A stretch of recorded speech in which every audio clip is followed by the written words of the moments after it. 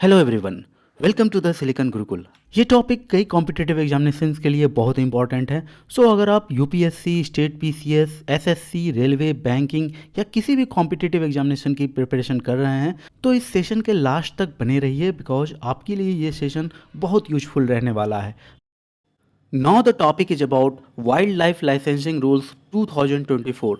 Recently central government ने wild life trade rules 1983 को amend करते हुए वाइल्ड लाइफ लाइसेंसिंग रूल्स 2024 लाया है, जिसमें कुछ सिग्निफिकेंट चेंजेस हमें देखने को मिलते हैं, जिसमें कुछ स्पेसीज के लाइसेंसिंग प्रोसेस को एक्सक्लूड कर दिया गया है। तो ये अपने आप में एक बहुत ही इंपॉर्टेंट न्यूज़ हो जाता है अगर इन्वायरमेंट के ख्याल से आप देखें तो। टॉपिक के डिटेल डिस्कशन में हम जाएंगे, लेकिन उससे पहले आपसे ये क्वेश्चन है जो यूपीएससी प्रीलिम्स 2020 में पूछा गया था। क्वेश्चन आपसे यही है कि अगर कोई स्पेसीज, कोई plant species schedule 6 of the wild life protection act 1972 के अंडर रखा गया है तो इसका क्या इम्प्लीकेशन है। पहला ऑप्शन है कि license is required to cultivate the plant.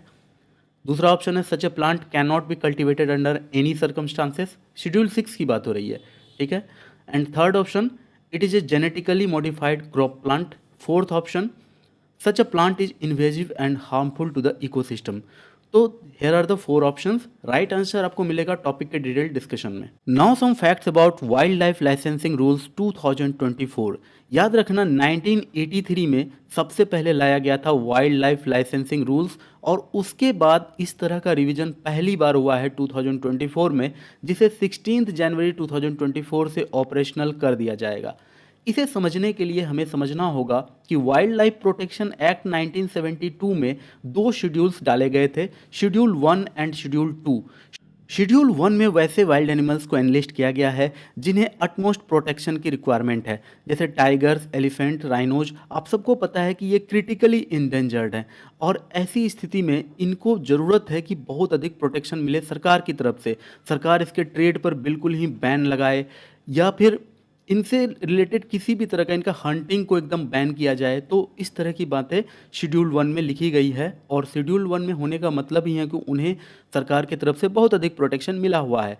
और उसी तरह शेड्यूल 2 में जो एनिमल्स को एनलिस्ट किया गया है वो एनिमल्स अभी इंडेंजर्ड हैं, लेकिन क्रिटिकली इंडेंजर्ड नहीं हैं। तो ये जो रूल्स लाया गया था वाइल्ड लाइफ लाइसेंसिंग रूल्स 1983, उसमें ऐसा लिखा गया था कि शेड्यूल 1 में जो भी एनिमल्स एनलिस्टेड हैं और शेड्यूल 2 के पार्ट 2 में जो भी एनिमल्स एनलिस्टेड हैं, उनके ट्रेड के लिए लाइसेंस तब तक नहीं दिया जाएगा किसी भी एंटिटी को जब तक उस एंटिटी ने प्रीवियसली सेंट्रल गवर्नमेंट के साथ कोई कंसल्टेशन ना कर लिया हो। दैट मीन्स अगर सेंट्रल गवर्नमेंट के साथ कोई कंसल्टेशन है, सेंट्रल गवर्नमेंट तैयार हो गई है, तब तो उसे ट्रेड का लाइसेंस मिल जाएगा। अदरवाइज उसे ट्रेड का लाइसेंस नहीं दिया जा सकता है। किन एनिमल्स के लिए? शेड्यूल 1 के एनिमल्स के लिए और शेड्यूल 2 के पार्ट 2 के एनिमल्स के लिए। तो ये बात आपको पता होनी चाहिए। ये था रूल 1983 का। इसमें अमेंडमेंट क्या किया गया है? अमेंडमेंट यही किया गया है कि इसमें पार्ट 2 ऑफ शेड्यूल 2 ये जो है इसे मिटा दिया गया है, यही समझ लो। अमेंडमेंट करके यही लिखा गया है कि no such license shall be granted if it relates to any wild animal specified in schedule 1 of the act.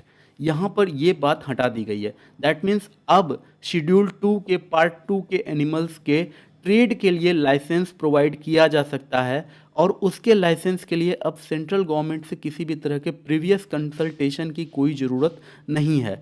तो ये अपने आप में एक कंसर्न का टॉपिक हो जाता है, क्योंकि कुछ इंडेंजर्ड एनिमल्स जैसे कुछ बर्ड्स हैं, टर्टल्स हैं, गेकोज हैं, स्नैक्स हैं, उनको एक्सक्लूड कर दिया गया एक तरह से।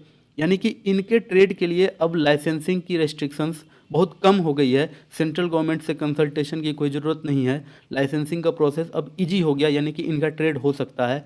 और इन रेस्ट्रिक्शंस को हटाने के पीछे गवर्नमेंट का अपना कोई रैशनल या कोई भी क्लैरिटी इस नोटिफिकेशन में प्रोवाइड नहीं की गई है। Now status of wild life trade.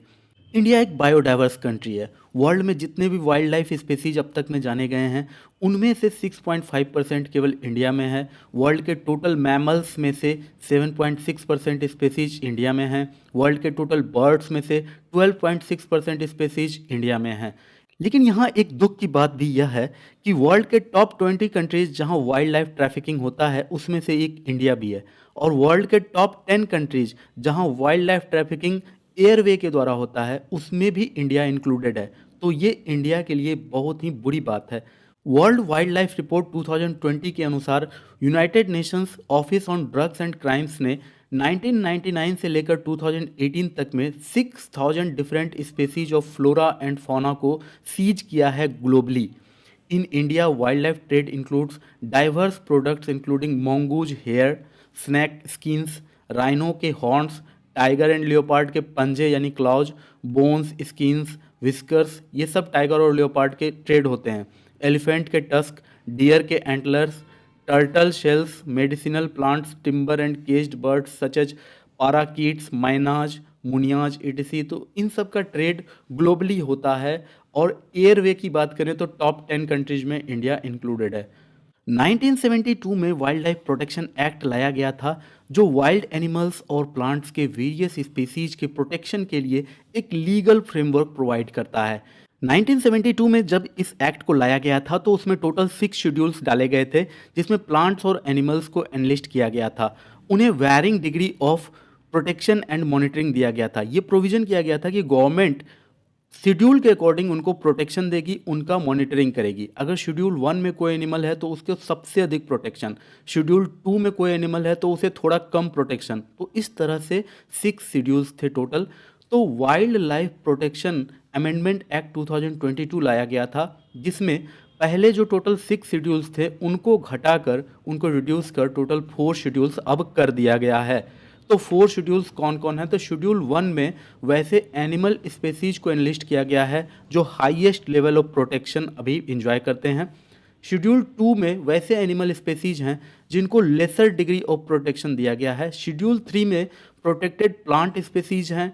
Schedule 4 में शेड्यूल्ड स्पेसिमेंस अंडर साइट्स यानी कि convention on international trade in endangered species of wild fauna and flora.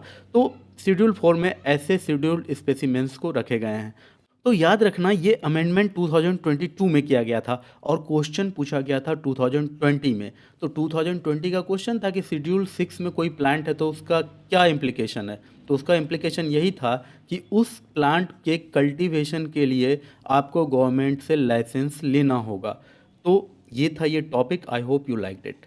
On this note I am concluding the session, but before going मैं आपसे कहना चाहता हूँ कि please like, comment, share और subscribe. आपका कोई भी इंटरेक्शन हमें इनॉर्मस एनर्जी प्रोवाइड करता है। So thanks for watching. मिलते हैं अगले वीडियो में। तब तक के लिए कीप स्टडिंग, कीप ग्रोइंग।